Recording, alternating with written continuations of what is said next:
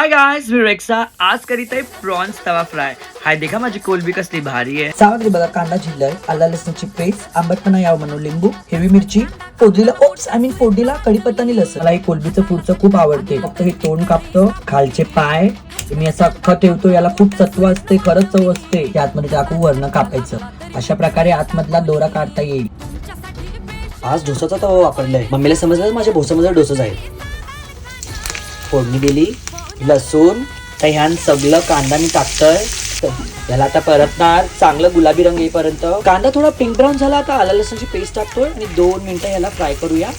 मसाला add करूया, लाल तिखट, हळद, चवीपुरती मीठ, थोडीशी अजून लाल तिखट टाकणार. ह्याला पण तेलासोबत चांगलं भाजून घ्यायचं.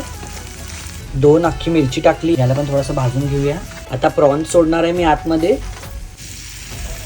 कोलबीला मसाला संगती एकजीव करायचं, अलट पलट असं करायचं. आंबटपणा यावं म्हणून एक लिंबू पिळतोय. हे सगळं मी लो फ्लेम मध्ये केलंय, आला का लक्षात. आणि एक 5 ते 6 मिनिटं मी कोलबीला फ्राय करणार आहे. दिस इज द फिनिश लुक. पाणी सुटलं का नाही तोंडातून? आज माझ्या ताटाचा मान मंडळाच्या त्या कट्टर कार्यकर्त्यासाठी आहे. हल्ली बाप्पाचा उत्सव होता आणि पोरांनी प्रचंड मेहनत घेतली आहे. तुमच्या नजरेत आहे का कोण कार्यकर्ता ज्यांनी खूप मेहनत घेतली आहे आणि रेक्साच्या कोलबीचा स्वाद घेऊन तो आनंदाने डुलणार?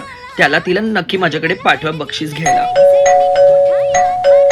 मावऱ्याचा सुगंध सुटला घराबाहेर. आता बघा धावपळ चालू. बेकार नाद आहे माझ्या मावऱ्याचं. कोण आहे भोसरींजो? Wait, I am coming.